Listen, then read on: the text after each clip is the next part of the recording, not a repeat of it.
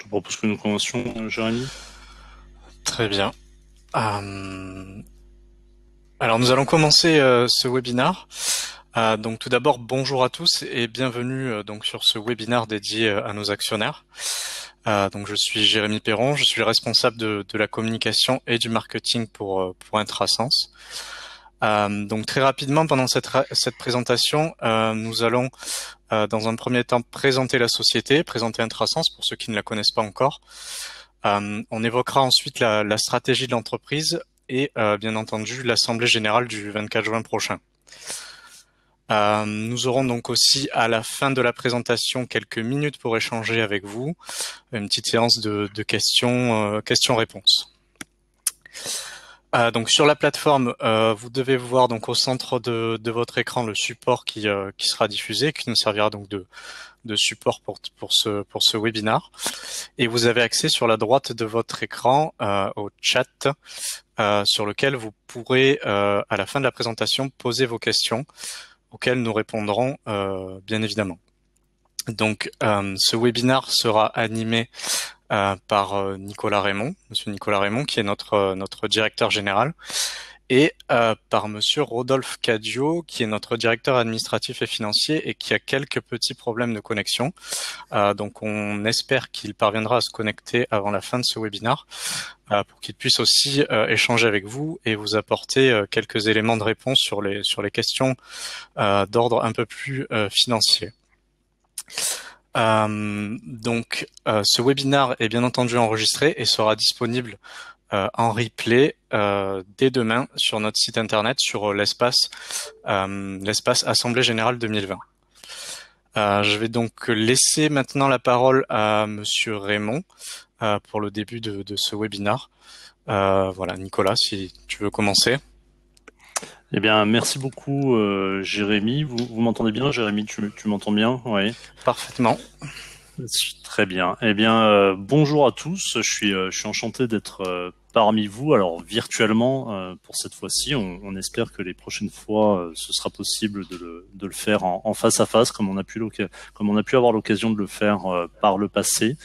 Donc effectivement, je suis Nicolas Raymond, directeur général de la société depuis tout début 2018. Je suis ingénieur de formation. J'ai passé, ça fait un peu plus de 15 ans que je suis dans l'industrie médicale. Avant de rejoindre Intrasens, j'étais dans des grands groupes comme par exemple Philips.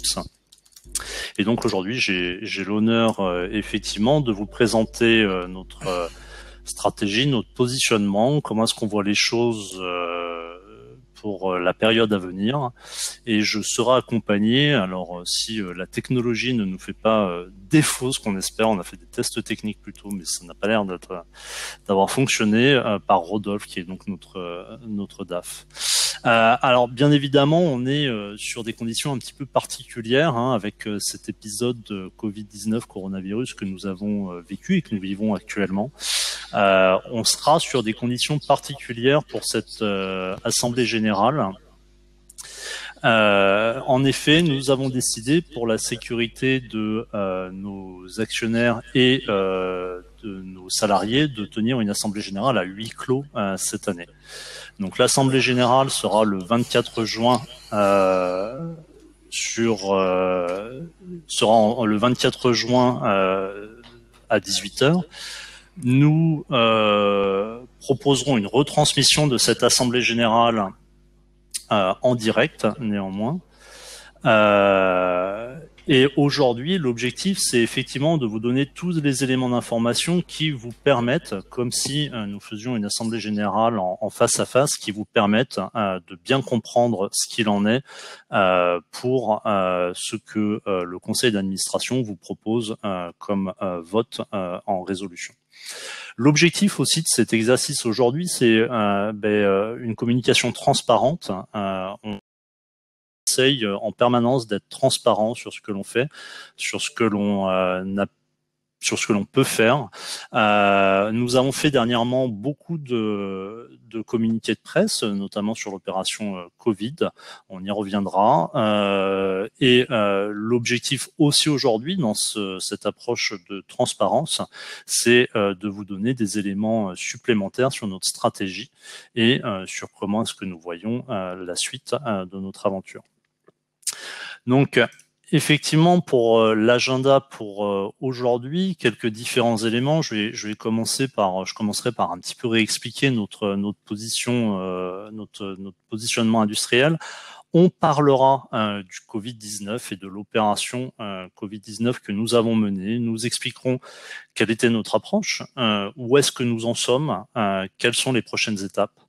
Nous parlerons bien évidemment de la stratégie pour cette année et pour le court moyen terme, donc 2020 jusqu'à 2022. Comment est-ce que nous voyons les choses avec le conseil d'administration et le comité de direction et le reste de la société. Rodolphe nous expliquera un petit peu les éléments financiers, notamment de 2019. Nous parlerons des résolutions que nous proposons à l'Assemblée générale et bien évidemment, nous garderons un temps de questions-réponses et un temps d'échange qui est absolument fondamental dans ce setup particulier et cette période particulière avec ce webinaire. Je vais rapidement présenter le positionnement industriel de la société. Alors le but, ça va pas être de rentrer dans des hyper détails sur ce que l'on fait, sur le détail des parts de marché, etc., etc.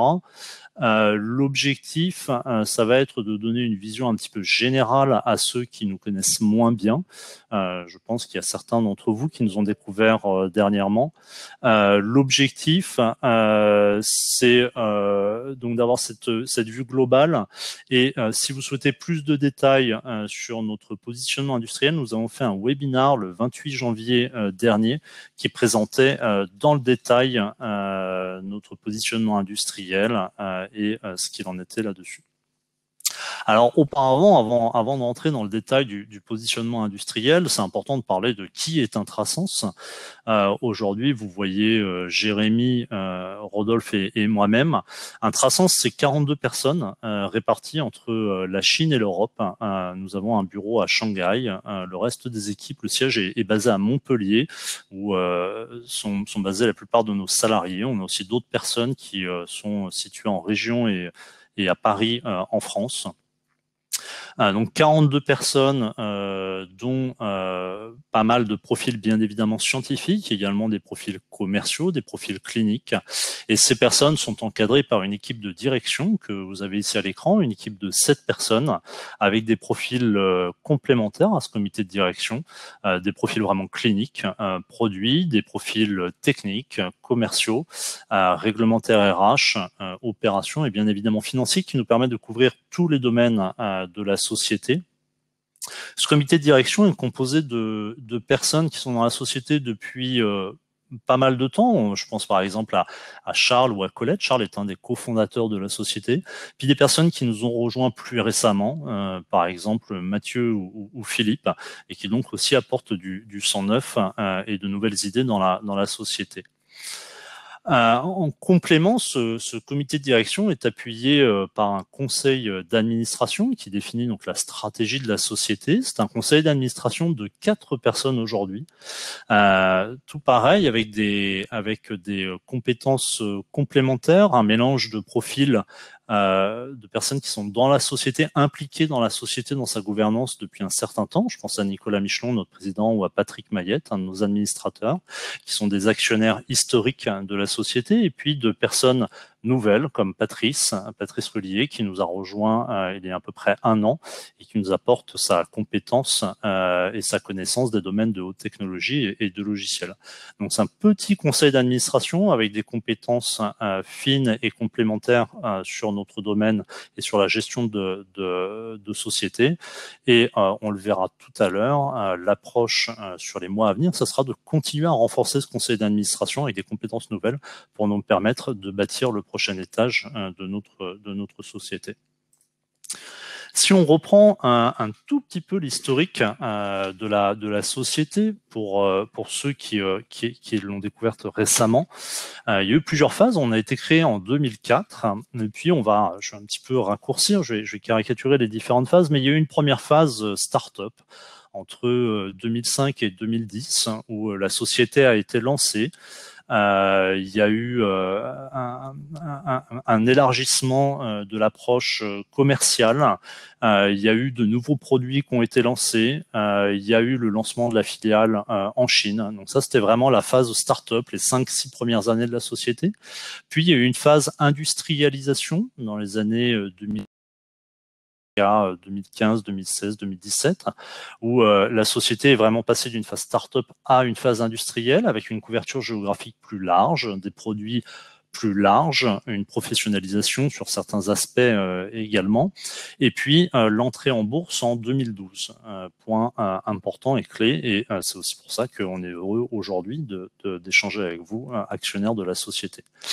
Moi, j'ai personnellement rejoint la société fin 2016 dans le but, l'objectif de remettre un petit peu à plat sa stratégie, ce qui a été fait en 2017 à travers un pivot stratégique, et j'ai repris la direction générale fin 2017, début 2018, avec une feuille de route qui m'a été donnée par le conseil d'administration qui est très claire, qui est sur des fondamentaux qui sont excellents de la société, qui sont sa technologie, sa plateforme, son équipe, sa base installée à travers le monde qui est assez importante, et ses autorisations réglementaires. Donc la feuille de route qui m'a été donnée, ça a été 2018, arrivons à un équilibre financier opérationnel. Ça veut dire au quotidien ne pas dépenser plus que l'on ne gagne. Et puis 2019, travaillons sur le résultat net. Donc sur ces fondations, bâtir un premier étage bien stable qui nous amènera ensuite sur les années 2020, 2021, 2022 à construire un nouvel étage basé toujours sur l'innovation, on y reviendra, qui nous permette d'accélérer et de passer potentiellement à une taille supérieure. C'est ce que l'on a fait avec l'équipe opérationnelle. En 2018, nous avons publié un EBITDA positif et en 2019, un résultat net positif. Et nous allons vous expliquer dans quelques instants ce que nous comptons faire sur 2020 pour effectivement être capable de passer à l'étape suivante. Alors, il est important, quand on parle de comprendre un petit peu, je pense qu'il est important pour nous de vous expliquer un petit peu dans quel domaine nous nous situons, ce que nous faisons au quotidien chez Intrasense. Donc Intrasense, c'est une société qui fait du logiciel. Donc nous développons notre logiciel, notre solution logicielle qui s'appelle Myriane. C'est une solution logicielle pour l'imagerie médicale, et donc nous vendons cette solution avec des services. Alors, où est-ce que se situe Myriane dans le parcours de soins du patient ? Eh bien, le patient, quand il a besoin, et mettons, alors ici on est sur un exemple d'un bras cassé sur ce petit pictogramme, mais on peut parler de choses bien plus graves comme de l'oncologie ou diverses pathologies très très lourdes. Quand un patient a besoin d'un examen d'imagerie, donc de l'IRM, du scanner, des rayons X ou de l'échographie, il va être orienté soit dans un centre de radiologie privé par exemple, ou bien dans une clinique, ou bien dans un hôpital.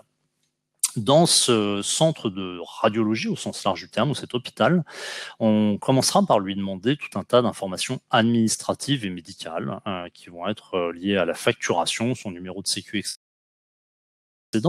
Et puis, il commencera par voir un clinicien, donc un médecin généraliste, par exemple, ou alors il aura été lui-même envoyé par son médecin généraliste. Puis, il sera orienté pour un examen de radiologie, c'est-à-dire vraiment faire la photo, l'IRM ou le scanner. Donc, c'est la deuxième étape, l'examen d'imagerie. Il va passer dans la machine, on va faire la photo. En fait, je dis la photo, mais c'est pas la photo, c'est les photos. C'est-à-dire qu'aujourd'hui, un examen d'IRM ou de scanner, c'est plusieurs milliers d'images. C'est 2 à 3 000 images, ce qu'on appelle des coupes dans notre jargon. Et c'est plusieurs gigas de données qui vont donc être extraites, être capturées par ce qu'on appelle la modalité, l'IRM ou le scanner. Et la dernière étape, si je résume un petit peu, c'est ces images, être capable de les lire, donc de les interpréter. Quand vous avez des milliers d'images, il faut être capable d'aller à travers ces milliers d'images, de voir s'il y a un nodule, de voir s'il y a une lésion, de voir s'il y a un problème, de quantifier cela. Par exemple, si on est sur le cancer, on va mesurer la taille du nodule, on va être capable de déterminer de quel type de nodule il s'agit, quel type de lésion, et potentiellement, si on est sur du suivi dans le temps pour le traitement, on va vouloir voir comment évolue la maladie. C'est ici que se situe Myriane, c'est-à-dire c'est à l'étape d'interprétation et derrière de création du compte-rendu que va se situer Myriane, c'est-à-dire que Myriane est un outil qui permet aux radiologues de prendre les images, on récupère les images automatiquement de la modalité, on les processe, il y a tout un tas de process qui se fait automatiquement ou semi-automatiquement et on donne des outils aux radiologues, aux chirurgiens ou à l'oncologue pour être capable de poser un diagnostic et de l'aider dans ce diagnostic avec donc des outils automatiques ou semi-automatiques. Alors tout ça, c'est comment est-ce que ça se passe d'un point de vue patient. Alors j'ai dit qu'on était dans le... Je vous ai indiqué que nous, on était dans l'informatique médicale. Donc derrière tout ça, il y a plein de systèmes informatiques. Alors il y a bien sûr l'équipement aussi, comme le scanner, l'image à rayon X, etc. Mais il y a surtout plein de systèmes informatiques. On appelle ça le système d'information hospitalier, donc l'informatique. À l'hôpital, c'est extrêmement complexe. Vous avez plein de choses. Ça va des systèmes logiciels pour gérer la cantine ou le linge à des choses beaucoup plus cliniques. Et c'est de ça dont on va parler. Si on caricature un petit peu dans l'imagerie, donc notre domaine, tout ce qui touche à l'image médicale, il y a trois gros domaines, trois grosses familles de logiciels et de solutions informatiques. La première famille, c'est tout ce qui est le stockage et l'archivage des données. Alors les données, c'est un grand sujet aujourd'hui, mais ces données, il faut les stocker. C'est loin d'être évident. C'est pas juste du stockage sur un disque dur. Il y a plein d'impératifs de sécurité, de classement, etc., de format. Ensuite, il faut gérer administrativement le patient, c'est-à-dire la prise de rendez-vous. C'est loin d'être évident également sur un système hospitalier. La planification des salles, la planification des lits, toute l'information, l'historique du patient, le système de facturation, etc. Puis enfin, la troisième brique, c'est les outils cliniques. Donc les outils cliniques, c'est véritablement ce qui va aider le médecin, le radiologue, le clinicien au quotidien à poser son diagnostic et à suivre son patient. Et donc Myriane, nous nous situons dans cette dernière catégorie des outils cliniques. Et un point qui est extrêmement important avec la solution Myriane d'Intrasens, c'est les trois piliers sur lesquels je reviendrai après, sur lesquels nous nous appuyons et qui sont vraiment des points forts. On va voir par la suite que ce système d'information hospitalier, il a plein de défis, notamment les questions d'intégration, etc. Et nous, nos trois points, le premier, c'est la valeur clinique, c'est-à-dire qu'on a une solution qui a une très forte valeur clinique. On a 15 ans d'expérience en développement de solutions cliniques avec des algorithmes très puissants. Et ça, c'est clé. On aide le radiologue, on aide le médecin à travers nos solutions dans son diagnostic. Le second point, c'est l'intégration. On voit qu'il y a plein de solutions. L'ensemble de ces solutions, il faut qu'elles parlent bien, il faut qu'elles parlent ensemble. C'est absolument clé. Donc, on s'intègre très, très bien. C'est une de nos fortes valeurs ajoutées. Et puis le dernier point, quand on parle de clinique, quand on parle de médecin, quand il y a un patient en bout de chaîne, ce qui est important, c'est l'innovation. Il faut être capable d'amener de l'innovation et que cette innovation ait du sens d'un point de vue clinique. C'est pas de l'innovation pour l'innovation, c'est de l'innovation pour la clinique. Et c'est aussi un de nos points forts. Donc c'est vraiment sur ces trois piliers que l'on va s'appuyer. Alors, ce marché au global des systèmes d'information hospitalière, si on prend ce très gros marché, alors au global, on va y revenir. On estime que c'est un marché d'à peu près 9 milliards d'euros, qui a un certain nombre de défis. Le défi principal, je l'ai déjà un petit peu abordé, c'est la consolidation et l'intégration. Et de ça découle une très forte tendance qui se passe dans notre domaine, mais qui n'est pas que dans notre domaine, c'est la notion de plateforme intégrée, donc de plateforme avec des fonctionnalités intégrées. Je voudrais juste faire une petite comparaison très très rapide pour bien comprendre cette notion. Il y a 20 ans, quand on achetait une voiture, vous excuserez la comparaison qui est très basique mais qui permet de bien comprendre. Il y a 20 ans, quand on achetait une voiture, et puis ensuite l'autoradio après, on allait choisir son autoradio. Et puis ensuite, on achetait éventuellement son GPS qu'on mettait au pare-brise de sa voiture. Et puis même, il y a 30 ans, on faisait monter ses vitres électriques après avoir acheté la voiture, etc. Là, on parlait vraiment de produits. On achetait l'autoradio, alors il y avait plein de problèmes de connectivité, etc., etc. Aujourd'hui, vous achetez une voiture, vous avez envie d'avoir affaire à un seul et même fournisseur qui va vous vendre une voiture avec des fonctionnalités, la fonctionnalité musique, streaming, MP3, etc., la fonctionnalité GPS. Vous ne voulez pas vous embêter à intégrer tout un tas de solutions et aller voir tout le monde, plein de fournisseurs là-dessus. C'est exactement, en caricaturant, la même chose qui est en train de se passer au niveau des systèmes d'information de santé. C'est-à-dire que les hôpitaux veulent une plateforme globale intégrée où ils vont choisir des fonctionnalités, ils vont parler de fonctionnalités, ils ne veulent plus avoir affaire à 50 fournisseurs différents et ils ne veulent plus non plus avoir ces défis d'intégration qui sont extrêmement compliqués, surtout dans le domaine médical où il faut que les systèmes parlent vraiment le même langage. Et nous, là-dedans, on est un petit peu le GPS du radiologue quand il est au volant de sa voiture. Ce que l'on fait aujourd'hui, c'est que ce GPS, effectivement, de plus en plus, on fait des partenariats avec les constructeurs de voitures directement pour qu'ils soient intégrés au tableau de bord de la voiture. Donc, en l'occurrence, on va faire des partenariats, nous, avec d'autres industriels, des systèmes d'information de santé, de la modalité, afin que nous puissions bénéficier de leur accès marché de manière importante. Donc voilà, donc les défis et la transformation de ce marché, c'est vraiment une notion de plateforme d'intégration. C'est toujours un besoin vers une expertise clinique.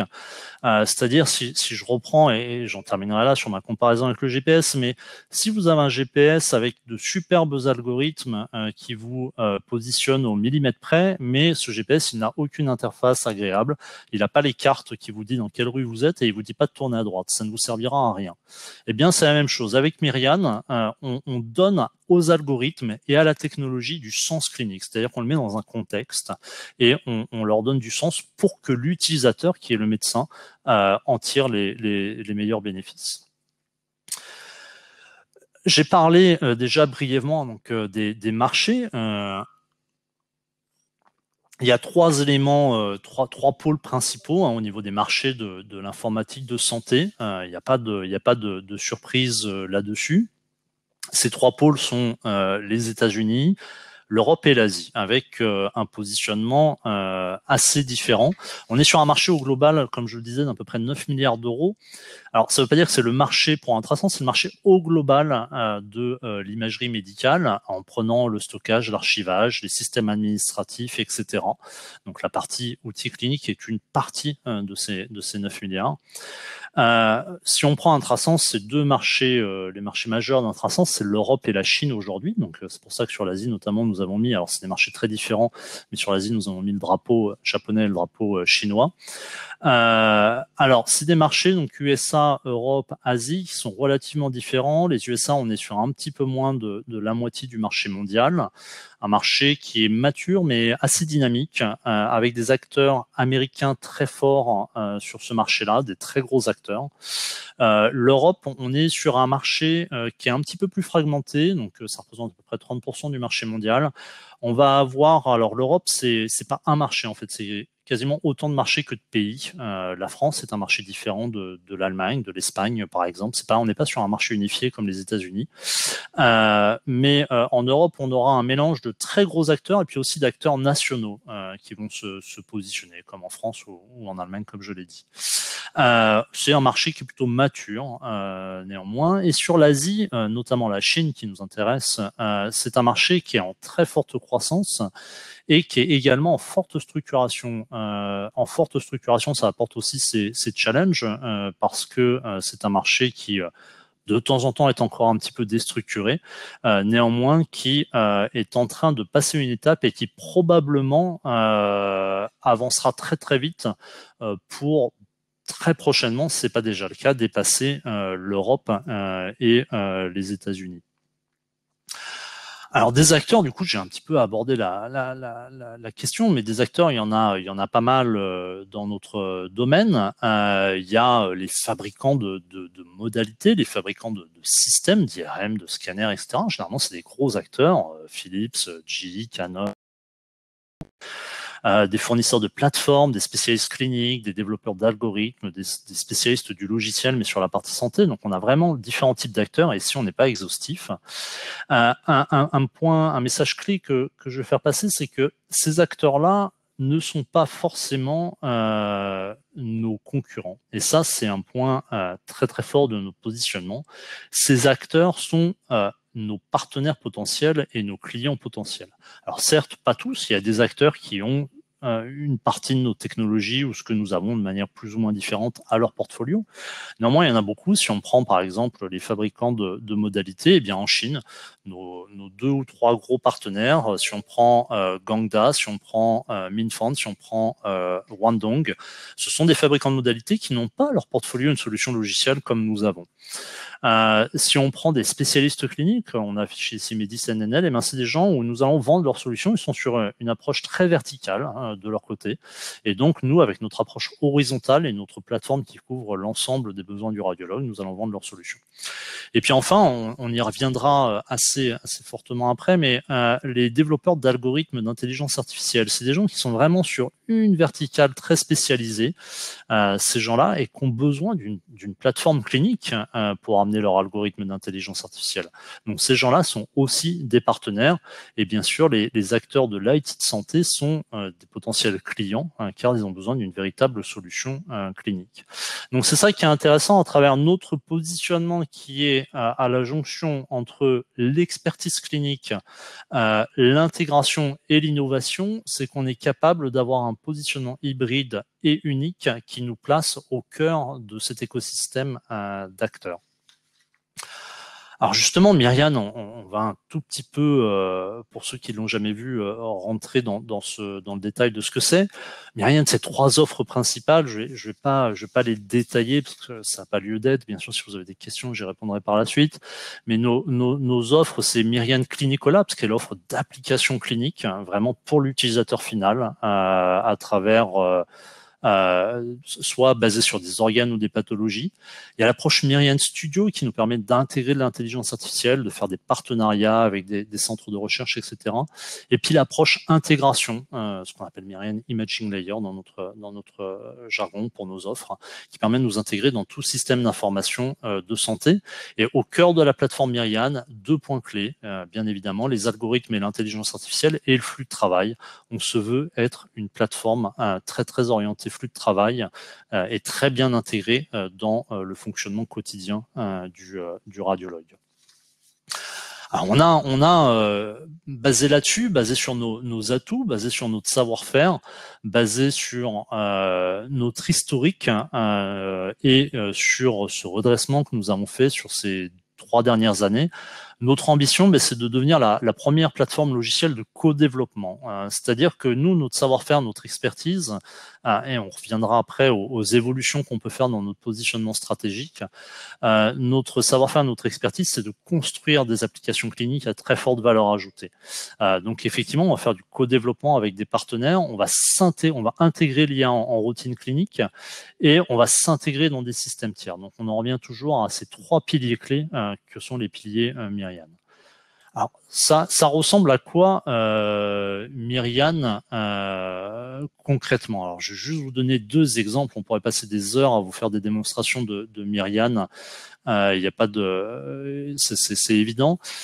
Ici, par exemple, c'est très visuel. C'est l'application de Colon dont on a fait une nouvelle version qu'on a sortie il y a à peu près 1 an.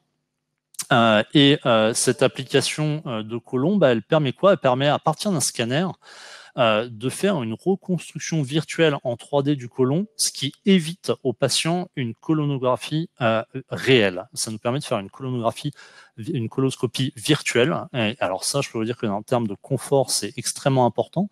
Et ici, ce que vous voyez sur l'image, alors c'est toujours le même look and feel au niveau Myriad. Vous avez des outils, alors c'est un petit peu petit, mais il y a des outils sur la partie gauche.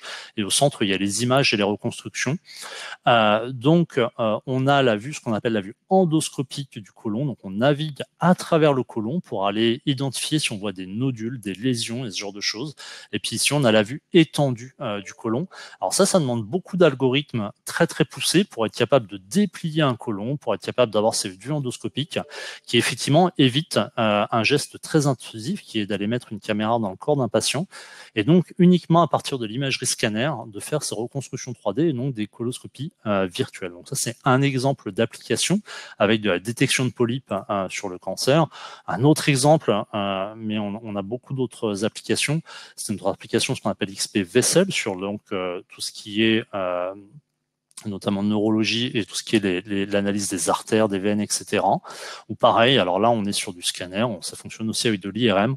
On va reconstruire, par exemple, en 3D, les artères ou les veines ou le cœur, et on va être capable d'aller détecter potentiellement automatiquement quand il y a des sténoses, donc des réductions dans les veines ou les artères, et derrière, de faire des mesures automatiques ou semi-automatiques pour aller, pour le médecin, déterminer, par exemple, la taille du stent. Le stent, c'est un petit ressort qu'il faut mettre quand on a une sténose, donc une réduction de l'artère ou de la veine, donc pour déterminer quel type de stent il faut aller mettre. Donc voilà, c'est des outils véritablement d'aide au diagnostic. On parlera tout à l'heure de l'application Covid, qui est un petit peu différente, mais sur le même état d'esprit. Mais à chaque fois, on va être sur un organe ou une pathologie et on va avoir un outil très précis à très forte valeur ajoutée avec des algorithmes derrière qui vont notamment permettre de faire un diagnostic plus fiable, plus rapide et de faire des choses qui ne seraient pas possibles de faire sans l'informatique. Alors, je souhaite maintenant un petit peu, maintenant qu'on a pas mal d'intrasens, avant d'aller dans la stratégie pour l'année à venir et les 2 années à venir, reparler un petit peu avec vous de l'opération Covid-19 que l'on a lancée. On a fait beaucoup de communication à ce sujet, vous avez pu le voir. Alors, tout d'abord, c'est vraiment pour Intrasens. Alors on a aussi personnellement, bien sûr, souffert de cette crise sanitaire qui s'est passée. Certains dans nos équipes ont directement été touchés. Bien sûr, au niveau organisation du travail, ça a été plus compliqué. Ça fait 2 mois que nos équipes sont en télétravail actuellement. Nos équipes commerciales, pendant un moment, ont dû rester confinées à domicile. On a été touché assez tôt parce qu'on a une forte activité en Chine. La Chine représente une forte part de notre chiffre d'affaires et donc dès mi-février, on a commencé un petit peu à sentir qu'il se passait quelque chose avant ensuite d'être touché en Europe, qui est notre deuxième grand pôle d'activité. Quand on a vu tout ça arriver, quand on a vu quel était véritablement quel était ce virus et l'intérêt du scanner sur le diagnostic de ce virus, c'est principalement la quantification, de connaître l'état du patient et donc de pouvoir déterminer quel chemin thérapeutique on va devoir prendre pour ce patient.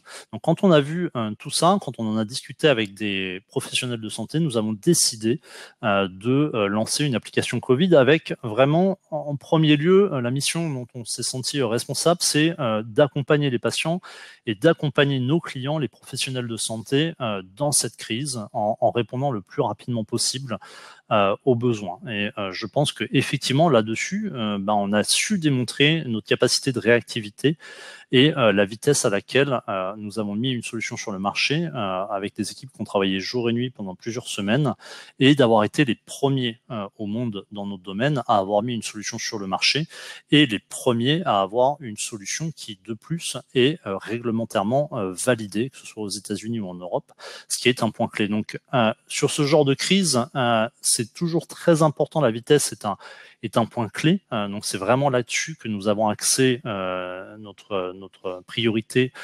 initialement.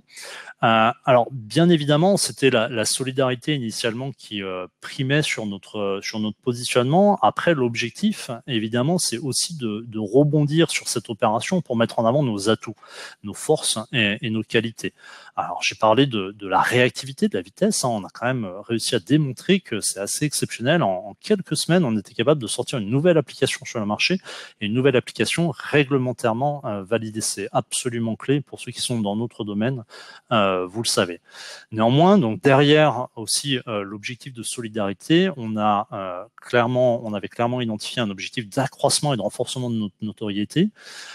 Une volonté qui est de toute façon dans notre stratégie qu'on reposera tout à l'heure de continuer à nouer et à développer des partenariats avec des centres de recherche et se donner de la visibilité auprès de leaders d'opinion. Et puis, bien évidemment, derrière, de potentiellement faire une transformation commerciale quand le temps sera venu là-dessus. C'est-à-dire qu'il s'agit de le faire au bon moment, de la bonne manière. Ça, c'est un point qui est absolument important. Donc ça, c'était nos objectifs. Quel a été le bilan de tout ça? J'ai déjà un petit peu abordé. Je pense que très très clairement, la solidarité, elle a été au rendez-vous. La démonstration que notre plateforme a tout son sens et que nous sommes capables d'avoir une approche réactive, d'être agile, même plus que réactif, proactif en étant les premiers sur le marché. Nous avons vraiment démontré la capacité d'innovation que nous avons, tout en étant dans des critères extrêmement stricts grâce aux certifications. Donc je le répète, on est le premier à avoir mis une telle solution sur le marché et un des seuls, si ce n'est le seul, à l'avoir de certifié également. Alors au global, cette opération, donc nous avions proposé la solution gratuitement avec des licences temporaires, des licences valables 3 mois.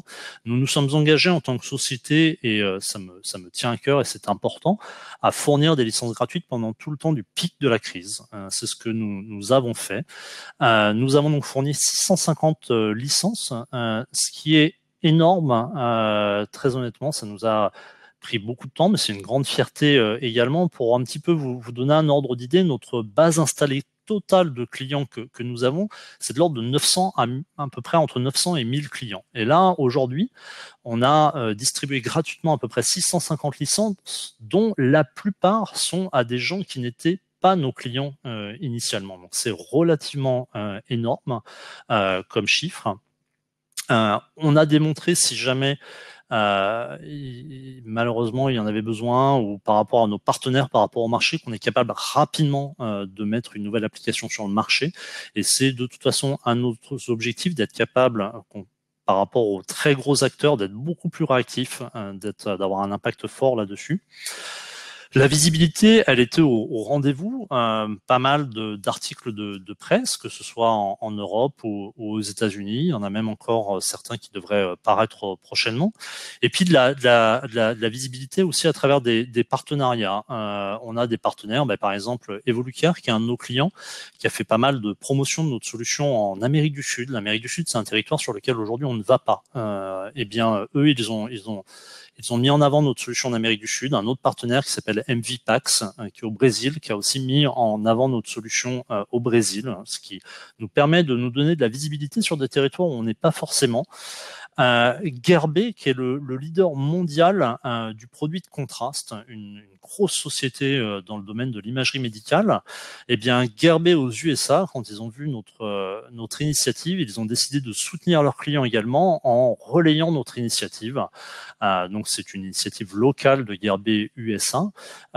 Et effectivement, ça nous a aussi donné beaucoup de visibilité aux États-Unis. Ils ont fait de la communication, une newsletter à leurs clients. Et ça, c'est absolument clé, se rendre visible de grands centres et de plus de clients potentiels. On a bien évidemment identifié, on a dans ces contacts des leaders d'opinion. On est en train, par exemple, de travailler avec la PHP, à structurer les choses à ce niveau-là. Il y a d'autres leaders d'opinion en Italie, il y en a au niveau de l'Ouest américain. Donc pour l'instant, c'est trop tôt pour parler de tout ça, parce que ça, c'est des choses qui sont en train de se mettre en place.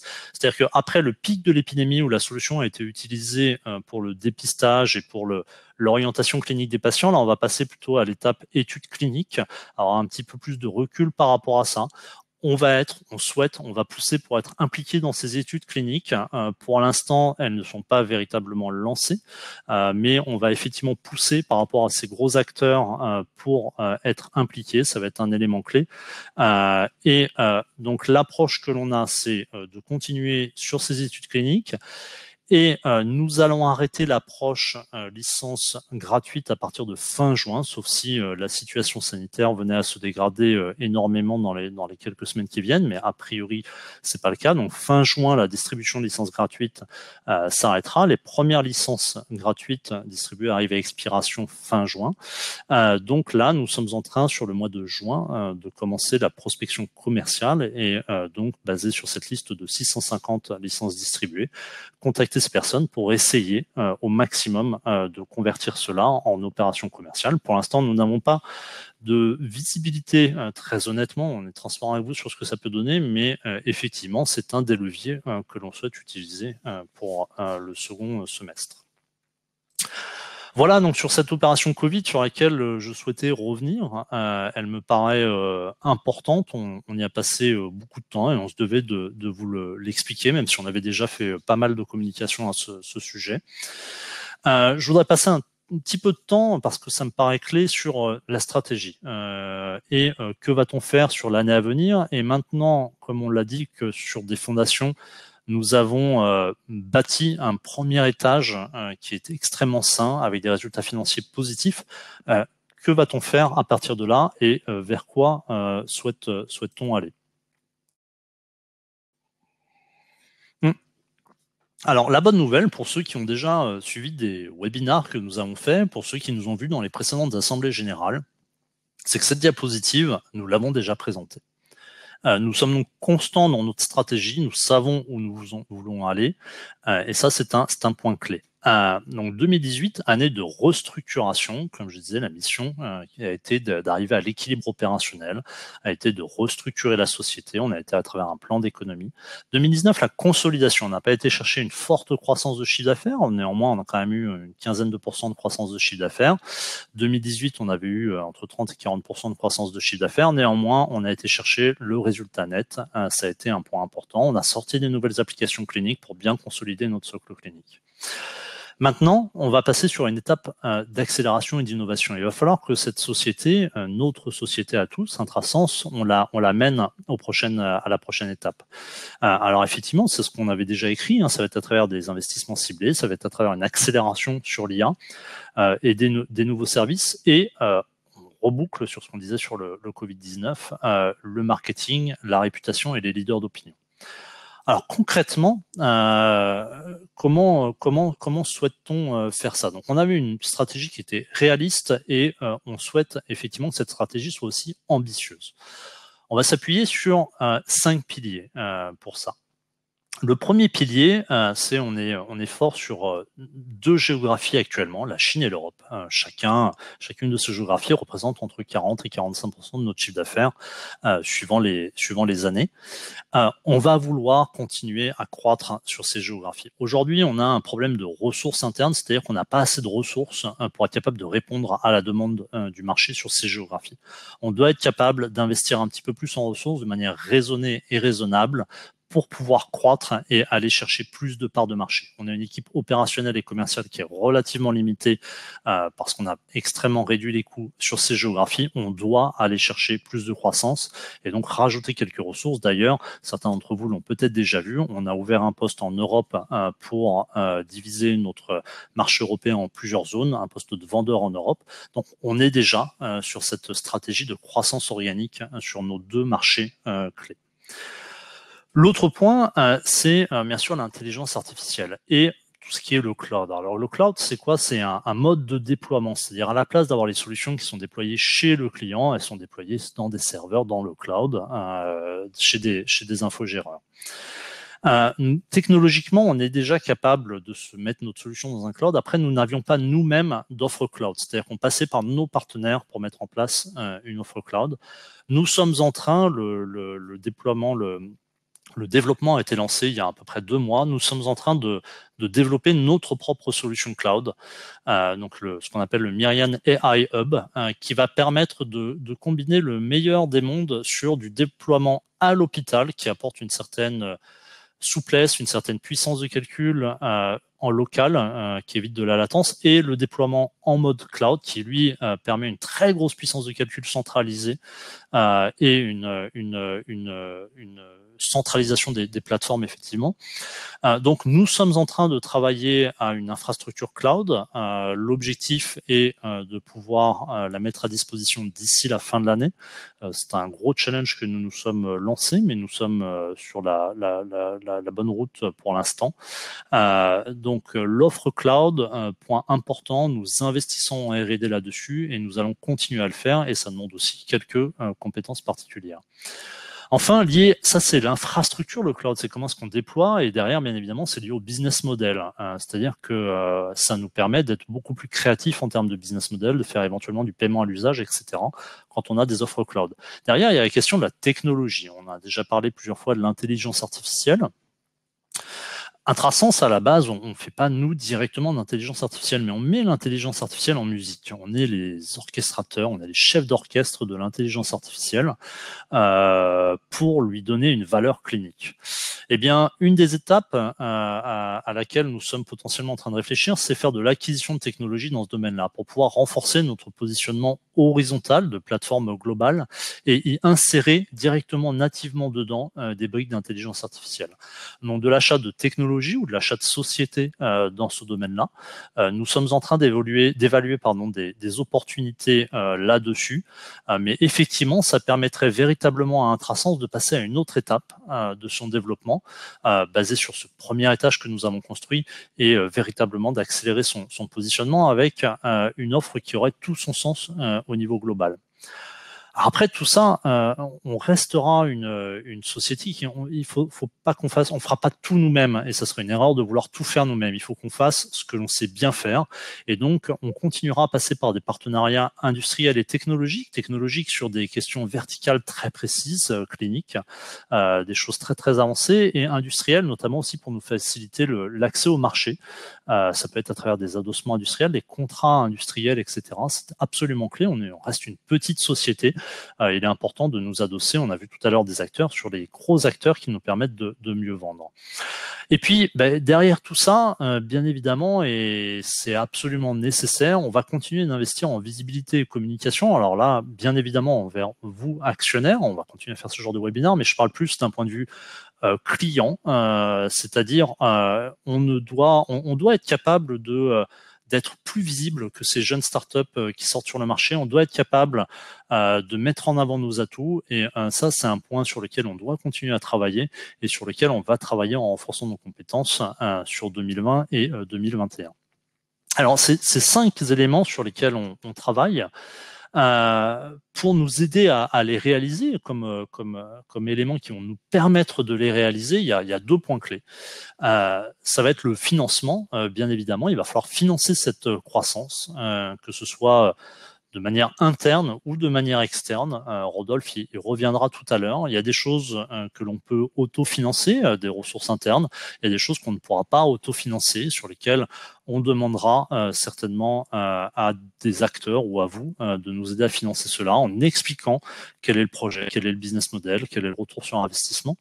Et puis, pour nous accompagner dans tout ça, il sera important, on le pense, avec le conseil d'administration, je parle aussi aujourd'hui au nom du conseil d'administration, de continuer à renforcer notre gouvernance, c'est-à-dire d'avoir des nouveaux profils qui nous rejoignent, qui contribuent à nous donner de la visibilité, à nous apporter une expertise dans notre domaine, et qui nous accompagnent sur ces prochaines étapes de construction de la société, de notre société à tous, pour en faire un leader mondial de son domaine et lui donner un futur intéressant. Voilà un petit peu sur donc où est-ce qu'on en est, ce qu'on a fait, et véritablement les éléments sur lesquels on travaille aujourd'hui. Alors, ces éléments, ils sont extrêmement concrets. C'est des éléments sur lesquels notre équipe est en train de faire des évaluations. Il sera nécessaire de revenir dans les temps voulus, les temps impartis, envers vous par rapport à ça. De toute façon, on va continuer les communications régulières envers vous. Après, bien évidemment, derrière tout ça, il y a des résultats financiers. On est là aussi pour parler de nos résultats 2019. Donc, je vais laisser Rodolphe si ça fonctionne, si tu arrives à Est-ce que parler. tu m'entends? Je t'entends très bien, Rodolphe. On a réussi à résoudre nos problèmes financiers. déjà de communication. C'est déjà pas mal. Merci Jérémy pour ton aide. Bonjour à tous. Donc voilà, je te laisse la main là-dessus. Merci beaucoup Nicolas, merci pour cette présentation. Bonjour à tous, ravi de faire de votre connaissance. Donc, je m'appelle Rodolphe Cadio. Petite présentation très rapide, j'ai rejoint la société en même temps que Nicolas a pris la direction générale et j'ai une formation d'expérience d'auditeur financier. Donc je vais accélérer et vous présenter plus en détail la partie sur qu'est-ce qu'on a fait depuis 2018 et les impacts en 2019, pardon. Alors, voilà. Donc, comme disait Nicolas, il y a eu une phase de restructuration qui a généré une redéfinition de la taille de l'entreprise au niveau des ressources humaines. Donc 2018, vous connaissiez les chiffres.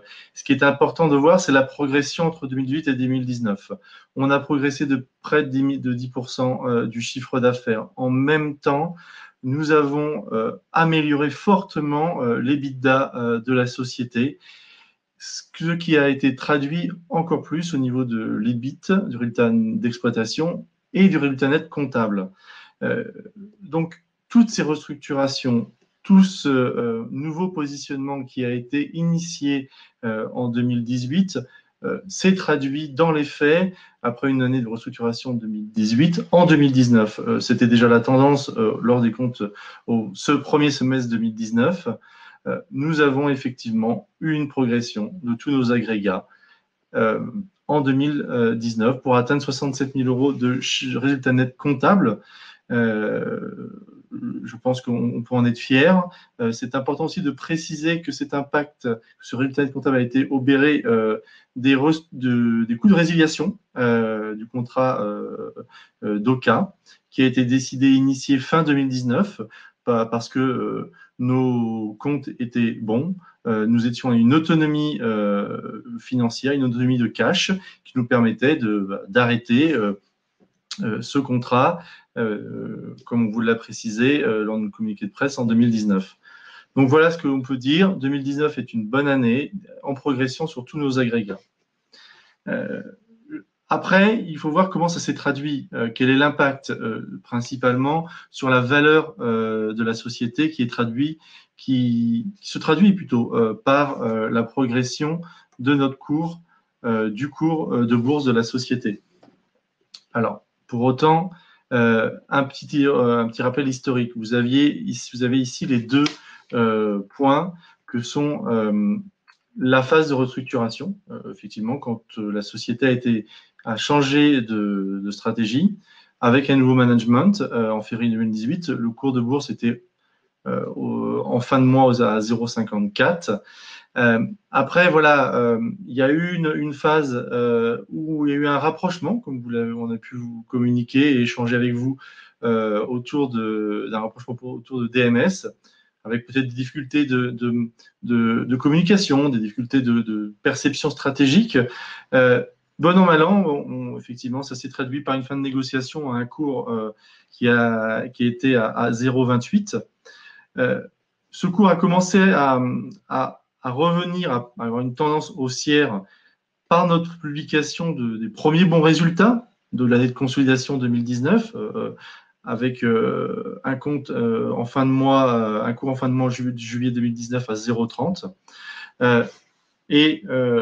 Effectivement, lors de l'annonce de notre forte croissance et de nos bons résultats au niveau de l'EBITDA et du résultat net comptable pour 2019, en février 2020, la vraie tendance haussière est apparue à peu près aux alentours de 0,53 le cours de bourse. Bon, après, une fois qu'on a dit ça, il est quand même important de dire que l'impact du Covid, le fait qu'on ait énormément, comme l'a dit Nicolas précédemment, hein, est intervenu avant de donner des solutions, des applications cliniques autour du Covid, parce que c'était normal pour une société autour du médical d'intervenir, d'aider dans ce pic, dans cette pandémie. Nous sommes montés jusqu'à plus de 2 euros. Il est important maintenant de voir quels sont les fondamentaux du titre. Les fondamentaux du titre, c'est une consolidation autour de 1 euro qui finalement traduit la vraie valeur, la valeur qui a été générée par les comptes 2019 et qui doit traduire le futur, une base pour le futur de l'entreprise. Donc, voilà. L'historique depuis la reprise, une croissance, une stabilisation, un socle autour des 1 euro. C'était important de vous montrer comment la société, par sa restructuration, sa consolidation, a permis de créer de la valeur et ce qui se retranscrit par une croissance du cours de bourse depuis la reprise par le nouveau management. 2-3 précisions. On est près de 9000 actionnaires, 97% de flottants. Il va être important effectivement de créer un socle et de permettre de financer le futur de l'entreprise. Je vais juste m'arrêter sur un petit point. Comme vous avez pu voir, il y a eu une précision importante des exercices de BSA, de Brightnor, un ancien contrat qui était signé avant la reprise par le nouveau management de la société. Tout ça pour vous dire que ça a permis d'injecter de l'argent dans la société.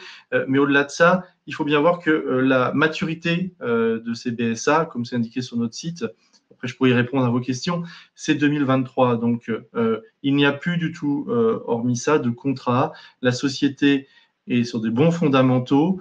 Et la preuve, c'est qu'on avait arrêté le contrat d'ABO fin 2019. Donc voilà pour à peu près les performances historiques, comptables, financières et l'impact sur le cours d'Intrasense, votre société.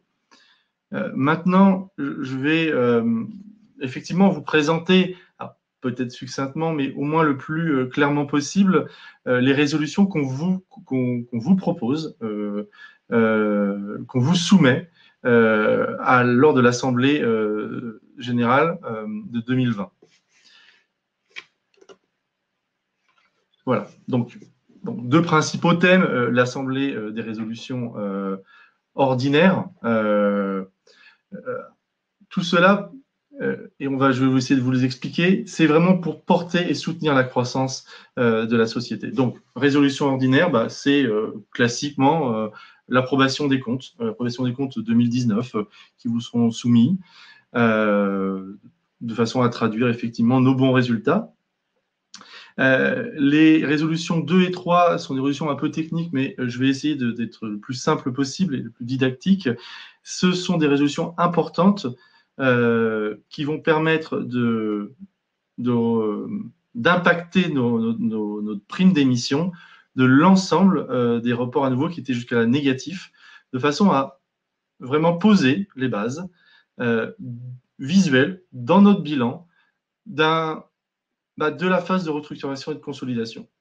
Ça veut dire qu'il n'y aura plus, si vous l'acceptez, de report à nouveau négatif et la prime d'émission va être diminuée, mais nos capitaux propres ne seront pas touchés, et de facto, visuellement, nos comptes seront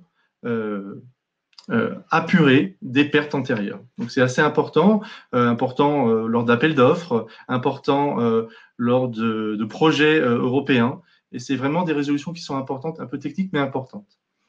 Donc voilà, donc les 2 premières sont des résolutions classiques, la première classique et la deuxième technique. Maintenant, comme le disait Nicolas, il est vraiment vital pour l'entreprise et primordial de permettre à la croissance. Et pour cela, il est bon d'attirer des talents. Et ici, effectivement, c'est la préparation d'une nouvelle gouvernance, pour encore plus accélérer, pour encore plus accompagner la croissance de l'entreprise. Et la résolution 5 va nous permettre d'attirer de nouveaux administrateurs pour compléter pour bonifier ceux qui sont déjà présents à nos côtés et qui le font depuis des années. Et sans eux, nous ne serions pas là. Donc, c'est une proposition de voter des jetons de présence de façon à attirer et à permettre un plein d'investissement de nos administrateurs et de nos futurs administrateurs. C'est ce que disait tout à l'heure Nicolas, c'est le renforcement de notre gouvernance. Voilà, c'est la résolution 5. La résolution 6, on s'est aperçu, on le voit bien, notre société a eu une forte volatilité pendant le Covid. C'était dû au marché, au contexte du confinement.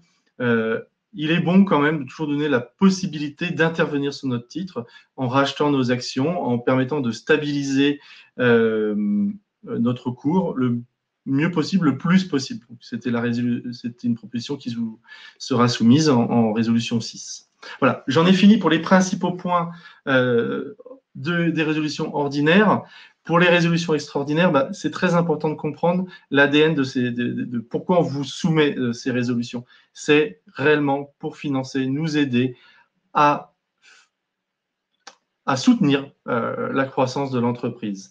Donc, il y a une résolution, comme l'année dernière, d'une augmentation de capital avec maintien du DPS, qu'on aura besoin de votre soutien pour une future croissance, de votre quitus, de façon à nous permettre comme le disait Nicolas, d'avoir des cibles, de racheter des technologies, d'investir pour permettre finalement de transformer l'essai de restructuration et de la consolidation. Les deux dernières principales résolutions sont une notion importante, c'est qu'il est bon, il est nécessaire pour une entreprise de ne pas avoir 97% de flottant en bourse. Donc, il faudrait, et c'est pour ça qu'on vous propose cette résolution, vous permettre d'avoir un socle fort d'actionnaires, avoir un flottant plus bas, toujours pour s'éviter ces fluctuations, cet impact de la volatilité de l'entreprise. D'où cette proposition de résolution 8 qui nous permettra de faire rentrer une catégorie de personnes, des personnes qui pourront soutenir et avoir un socle d'actionnaires. Mais sans attirer de nouvelles compétences, de nouvelles personnes qui doivent encore plus accélérer, comme pour la gouvernance, et bonifier l'équipe présente, il est vraiment primordial que les managers qui sont impliqués au quotidien, vous en avez 3 ici, mais tout le comité de direction est finalement représenté par nous, d'attirer de nouvelles richesses. Et ça passe par les personnes. Donc, cette résolution, c'est de permettre d'avoir une attractivité d'une petite PME en donnant la capacité en cas de succès, d'attribuer des actions au management qui aura réussi, et que s'il a réussi, bien sûr.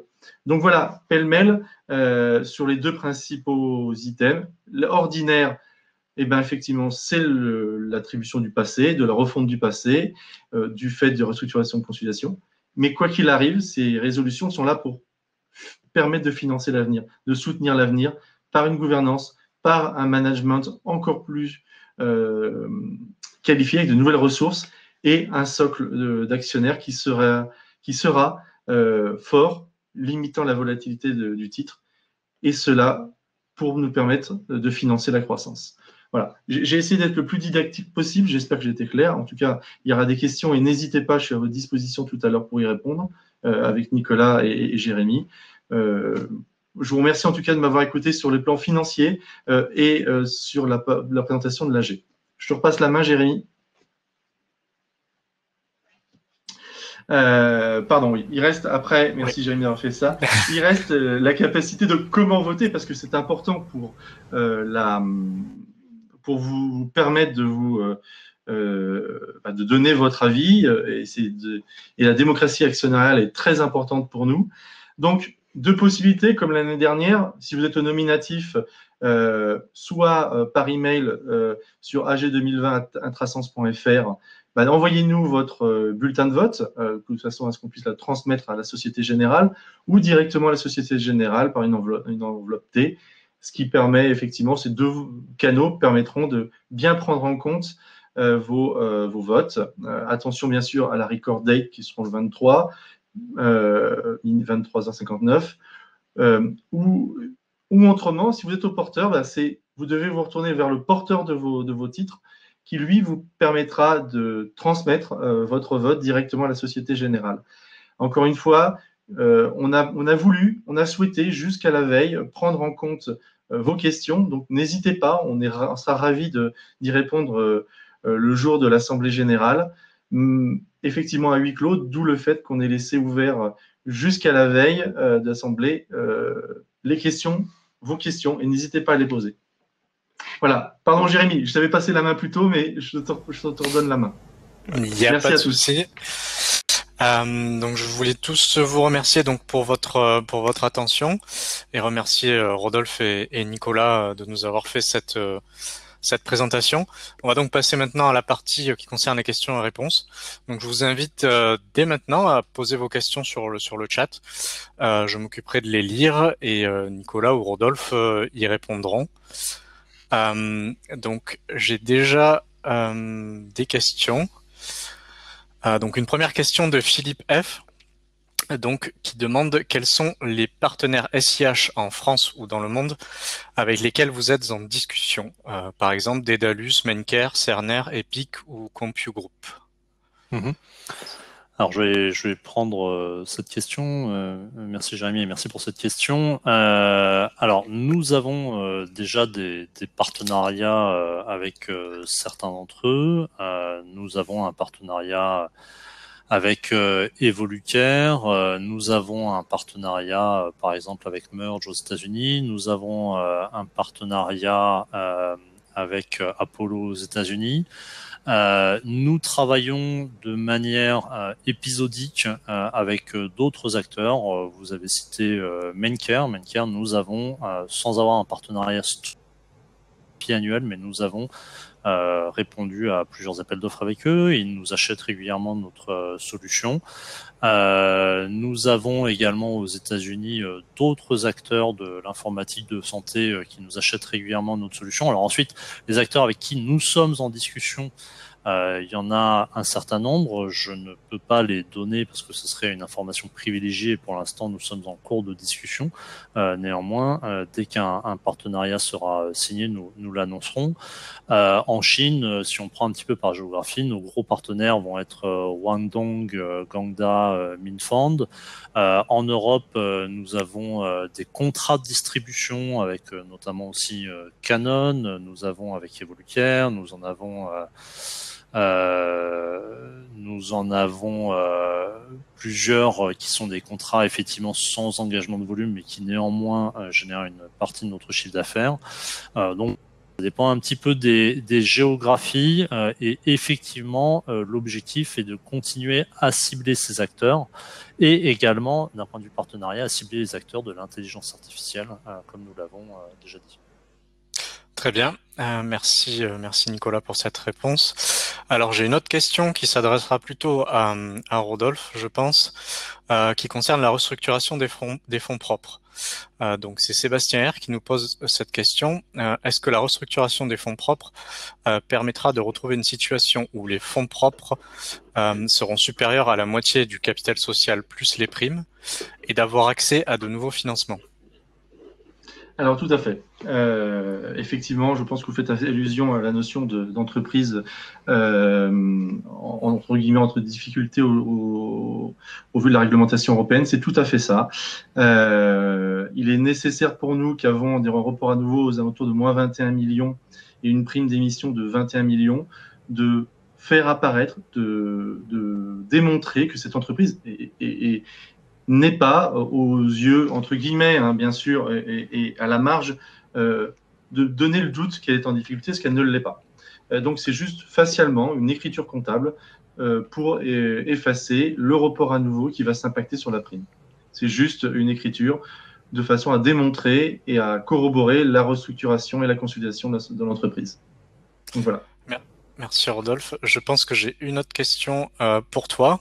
Donc une question de Fabien G qui concerne la résolution numéro 8 et qui nous demande donc avec plus de 19 millions de titres en circulation, qu'est-ce qui empêche un actionnaire de devenir majoritaire en achetant des actions plutôt que d'envisager une augmentation de capital?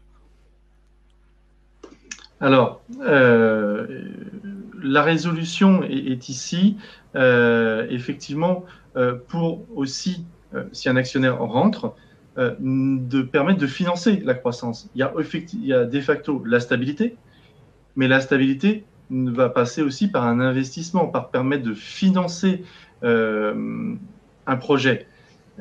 Les deux ne sont pas antinomiques. Donc, si seulement si quelqu'un va prendre une part importante de l'entreprise, après il y a toute une démonstration et toute une démarche juridique, il ne faut pas oublier que cette entreprise a besoin, dans le même acabit de ses fonds propres, de redonner des fonds propres suffisants, de redonner la capacité de financer les futurs projets de croissance. Donc voilà. Je voudrais juste ajouter là-dessus, alors effectivement, rien n'empêche une entreprise ou quelqu'un, un actionnaire, d'acheter des parts sur le marché. Au niveau de l'achat d'actions sur le marché, la société par statut doit être notifiée si un actionnaire dépasse 5% du capital. Donc nous serions informés si un actionnaire montait à plus de 5% du capital. Et aujourd'hui, nous n'avons pas cette information à notre connaissance. Et bien évidemment, si jamais cela devait se passer, nous communiquerions si cela était pertinent. Alors une autre question qui concerne les OCA, mais à laquelle on a déjà répondu plusieurs fois au travers de nos différentes communications et même dans ce webinaire. On nous demande s'il y a encore des OCA chez Intrasense. Je pense que je prends la main. Il n'y a plus d'OCA. Il n'y a plus d'OCA depuis décembre 2019. Nous avons arrêté le contrat avec ABO.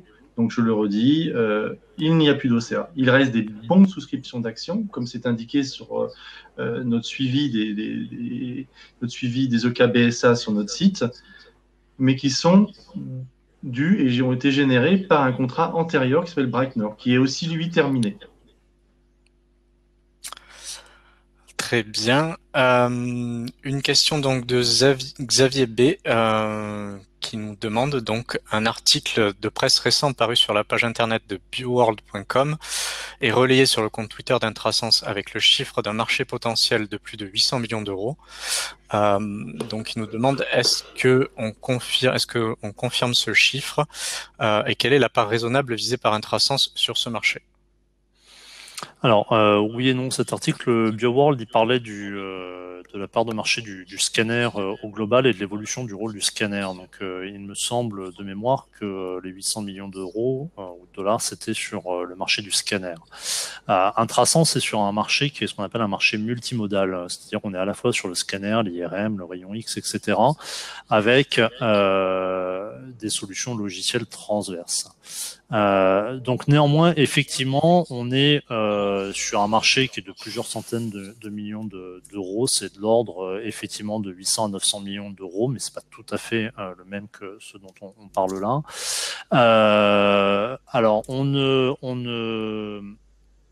communique pas de guidance sur les marchés, c'est-à-dire qu'aujourd'hui, et ça impliquerait un petit changement de positionnement, nous n'avons jamais communiqué d'objectifs de part de marché ou de chiffre d'affaires, même si bien évidemment nous en avons en interne au sein de la direction et du conseil d'administration.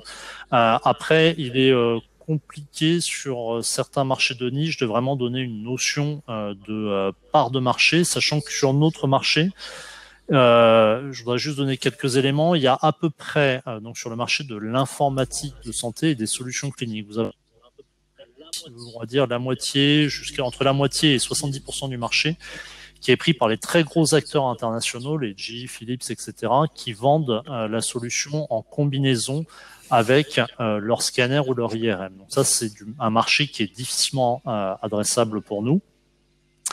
Néanmoins, à côté de ça, il reste une grosse part potentiellement accessible, qui est la part purement logicielle, qui n'est pas vendue en combinaison avec des scanners et des IRM. Et là-dessus, la force que nous avons, c'est que nous sommes probablement un des derniers, si ce n'est le dernier, avec peut-être TerraRecon aux États-Unis, acteur indépendant d'un fabricant de modalités sur le marché à faire du logiciel. Donc voilà, c'est une réponse un petit peu globale et générale, mais notre objectif est bien de grossir sur ce marché des indépendants au niveau du logiciel. Merci Nicolas. Donc j'ai une autre question donc de Cyril, par contre cette fois qui concerne notre opération Covid et qui nous demande donc parmi les 650 licences que nous avons distribuées, quels ont été les retours des clients de par leur utilisation, leurs appréciations sur le logiciel, et quel serait selon vous le potentiel de validation de ces licences. Et il souhaiterait aussi avoir un coût moyen, si on peut communiquer un coût moyen. Alors, le retour est extrêmement positif. C'est d'ailleurs aussi pour ça que nous avons sorti 2 versions de la solution. Nous en avions sorti une première et je crois 2 ou 3 semaines après, nous en avons sorti une seconde qui prenait en compte les demandes de nos utilisateurs. Les utilisateurs sont extrêmement positifs. Donc, nous discutons aussi avec des leaders d'opinion, président de la Société italienne de radiologie, président de la Société espagnole de radiologie, etc., qui sont extrêmement positifs dessus. Donc, on espère que cette solution sera utilisée aussi c'est ce que l'on disait. Sur le potentiel de conversion de ces 650 licences en licences commerciales, très honnêtement, je ne vais pas vous donner un chiffre au doigt mouillé comme ça serait assez...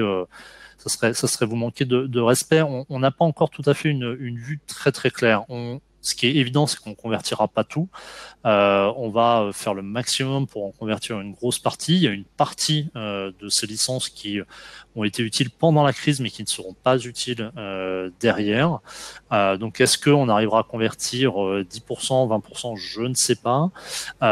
Nous vous tiendrons au courant. Ça va être un travail qui va se faire sur le 2e semestre, comme je l'ai indiqué. Sur le prix, alors on a notre catalogue suivant le type de déploiement. Tout à l'heure, on parlait de cloud, on parlait de différents types de déploiement. Suivant le type de déploiement, suivant le nombre d'utilisateurs, on a des tarifs qui peuvent varier vraiment d'un facteur 1 à 10. La solution de base peut-être à vraiment pour un radiologue unique dans son bureau peut-être à entre 10 et 20 000 euros, et une solution pour un hôpital un petit peu large avec plusieurs modules cliniques, on parlait aussi de nos applications cliniques, peut être aux alentours des 100 000, 120 000 euros. Je dirais qu'on a peut-être un panier moyen en règle générale qui est aux alentours des 30 000 euros. Après, le prix pour l'application clinique Covid en tant que telle, en fait, c'est le prix de notre application Poumon, qui est de l'ordre d'une quinzaine de milliers d'euros par utilisateur. Ça, c'est le prix public. Après, bien évidemment, d'un prix public, il y a des discussions qui se font. Et encore une fois, je pense qu'il faut éviter de faire des règles de 3 qui sont relativement dangereuses. Il faut plutôt essayer de voir comment est-ce qu'on va convertir tout ça, et aussi les partenariats qu'on en tirera. Merci Nicolas. Alors on va peut-être répondre à une dernière question. Après, il nous reste plus beaucoup de temps, donc on va essayer de répondre à une dernière question. Alors, on a Loïc qui nous demande combien pourrait être valorisé Intrasense selon vous dans les 5 années à venir? C'est une question très compliquée. Oui. La valeur, Rodolphe pourra en parler. La valeur d'une société, qu'est-ce que la valeur d'une société, hein? On est coté en bourse, donc on pourrait dire que la valeur de la société, c'est la CAPI boursière. Certes, c'est un élément clé aujourd'hui. Si jamais on devait se faire racheter sur le marché, la CAPI boursière est un élément clé. Ensuite, on le sait tous, derrière il y a la CAPI boursière, il y a la vraie valorisation de la société qui, elle, peut se faire d'après différentes méthodes de valorisation, les comparables boursiers, les comparables transactionnels, le DCF, etc., d'après son business plan également. Donc ces résultats de valorisation peuvent de temps en temps aussi être décorrélés entre guillemets de la CAPI boursière. On a eu des fluctuations, on est passé de 20 centimes il y a quelques temps à 2,40 € à un moment donné, pour là arriver à 1 €. Quelle est la vraie valeur là-dedans? Elle est compliquée. Je pense que la vraie valeur, elle est la valeur que les gens sont prêts à mettre là-dessus. Donc, qui sont ces personnes-là? Ce sont bien sûr nos actionnaires. Donc, quelle valeur sont-ils prêts à mettre pour acheter des actions? Et puis derrière, si on parle d'opérations capitalistiques et d'acquisition, elle est quelle valeur va avoir un partenaire qui va vouloir rentrer à notre capital par rapport à Intrasens. Et aussi, c'est la valeur industrielle qu'il va y avoir et la valeur stratégique. C'est-à-dire que certains partenaires sont intéressés par notre technologie pour faire un partenariat commercial ou stratégique avec nous. Pourquoi? Parce que s'il fallait qu'ils redéveloppent une solution comme la nôtre, ils mettraient tout simplement 15 ans. Et ça, la valeur, elle est absolument clé, même si elle est difficilement mesurable. Donc encore une fois, désolé, mais la valeur, on peut chacun avoir son propre opinion là-dessus. Elle dépend d'où on la regarde. Et chacun a certainement un point de vue différent là-dessus. Pas d'autre chose à rajouter, Nicolas. C'est effectivement ça. Ça dépendra de la perception que les personnes ont de l'entreprise pour en faire quelque chose à l'instant T. Voilà, je peux pas. Il n'y a pas d'autres précisions à donner. Donc voilà, je vous remercie pour toutes ces réponses. Malheureusement, donc on arrive à la fin de ce webinaire, à la fin du temps qui nous est imparti. Je vous invite, si vous avez d'autres questions, et je vois qu'elles sont nombreuses sur le chat, je vous invite à nous les envoyer directement par mail sur notre adresse investor@intrasens.fr. Je suis en train de vous la communiquer donc dans le chat. Voilà, je viens de vous envoyer un message avec notre adresse mail de contact.